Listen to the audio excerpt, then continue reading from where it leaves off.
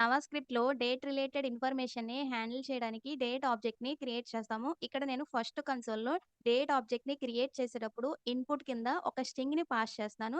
ఆ స్ట్రింగ్‌లో ఎలా ఇస్తానంటే మంత్, డేటు, ఇయర్ ఫార్మాట్‌లో ఇస్తున్నా. నెక్స్ట్ కన్సోల్‌లో డేట్ ఆబ్జెక్ట్‌ని క్రియేట్ చేస్తున్నాను. కానీ అది కొటేషన్స్‌లో ఇవ్వలే. ఫస్ట్ కేస్‌లో కొటేషన్స్‌లో ఇచ్చాను సేమ్ వాల్యూ. సెకండ్ టైము కొటేషన్స్‌లో ఇవ్వకుండా నార్మల్‌గా మంత్ డేట్ ఇయర్ అని ఇచ్చాను. ఇప్పుడు ఈ రెండిట్లో అవుట్‌పుట్ అనేది ఎలా వస్తుందో చూద్దాము. నేను అదే స్టేట్మెంట్స్ బ్రౌజర్‌లో కన్సోల్‌లో ఎగ్జిక్యూట్ చేస్తున్నాను. ఫస్ట్ ఏం చేసాము డేట్ ఆబ్జెక్ట్‌ని క్రియేట్ చేసేటప్పుడు స్ట్రింగ్ ఫార్మ్‌లో మంత్, డేట్, ఇయర్ ఇచ్చాము. అప్పుడు మనకు అవుట్‌పుట్ ఏమొస్తుంది Saturday March 30, 2024 0 hours, 0 minutes, 0 seconds ఇలా వచ్చింది. సేమ్ వాల్యూ కొటేషన్స్ లేకుండా ఇస్తున్నాము. అప్పుడు ఏమొస్తుందో చూద్దాం. ఇప్పుడు మనకు అవుట్‌పుట్ ఏమొచ్చింది? Thursday Jan 1, 1970 5 hours, 29 minutes, 57 seconds అని వచ్చింది. అండ్ ప్లస్ జీఎంటీ ప్లస్ 5:30 ఏంటంటే గ్రీన్‌విచ్ స్టాండర్డ్ టైమ్ ఏదైతే ఉంటుందో ఆ టైంకి మన టైము 5 ½ అవర్స్ ఎక్కువ అని చెప్పి ఇక్కడ ప్లస్ 5 అవర్స్ 30 మినిట్స్ అని చెప్పి దాని మీనింగ్ అనమాట. ఆ 2 కేసెస్‌లో మనం జస్ట్ కొటేషన్స్ ఒకటే ఇవ్వలేదు. ఫస్ట్ దానికి, సెకండ్ దానికి.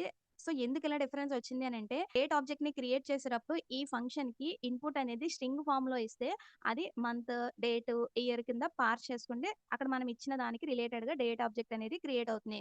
కానీ ఈ సెకండ్ కేస్‌లో మనము స్ట్రింగ్ ఇవ్వట్లేదు. ఒక మ్యాథమెటికల్ ఎక్స్‌ప్రెషన్ లాగా కన్సిడర్ చేస్తుంది. సో, మ్యాథమెటికల్ ఎక్స్‌ప్రెషన్ అక్కడ ఏముంది 3 - 30 - 20, 24 దాని రిజల్ట్ ఏమవుతుంది 2051 అవుతుంది.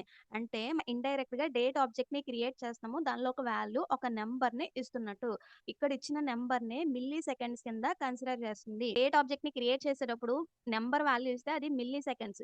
స్టాండర్డ్ టైమ్‌కి అన్ని మిల్లీ సెకండ్స్ యాడ్ చేస్తుంది. స్టాండర్డ్ టైమ్ అంటే ఏంటి? ఇక్కడ నేను న్యూ డేట్ ఆఫ్ 0 అని ఇచ్చాను. అప్పుడు మనకేమొస్తుంది standard time Thursday Jan 1, 1970 5 hours 30 minutes అని చెప్పి వచ్చింది. ఇక్కడ పాజిటివ్ వాల్యూ ఇస్తేనేమో ఆ టైంకి అన్ని మిల్లీ సెకండ్స్ యాడ్ చేసినాయి. కానీ ఇక్కడ మనము నెగెటివ్ ఇచ్చాము. ఈ స్టాండర్డ్ టైమ్‌కి అన్ని మిల్లీ సెకండ్స్ సబ్ట్రాక్ట్ చేసినాయి. 1000 మిల్లీ సెకండ్స్ అంటే ఒక సెకండ్. ఇక్కడ మనము 2051 మిల్లీ సెకండ్స్ ఇచ్చాం కదా! అంటే 2.5 సెకండ్స్. 5 హవర్స్ 30 మినిట్స్ 0 సెకండ్స్ అనేది స్టాండర్డ్ టైము. దాంట్లో నుంచి 2.5 సెకండ్స్ తీసేస్తున్నాము. ఇప్పుడు మనకేమవుతుంది 5 హవర్స్ 29 మినిట్స్ 57 సెకండ్స్. ఒక మినిట్ అంటే 60 సెకండ్స్ కదా! ఆ స్టాండర్డ్ టైమ్‌లో 2.5 సెకండ్స్ తీసేస్తున్నాము. అంటే ఈ 30 మినిట్స్ అనేది కంప్లీట్ అయినట్టు కాదు. ఆ మినిట్‌లో నుంచి 2.5 సెకండ్స్ సబ్ట్రాక్ట్ చేసేస్తున్నాం. అంటే 57 సెకండ్స్ అయిపోయినియి. అండ్ 58 సెకండ్ హాఫ్‌లో ఉంటే ఏ టైమ్ వస్తుందో అదొచ్చిందనమాట. కాబట్టి 5 హవర్స్ 29 మినిట్స్ 57 సెకండ్స్ అనమాట.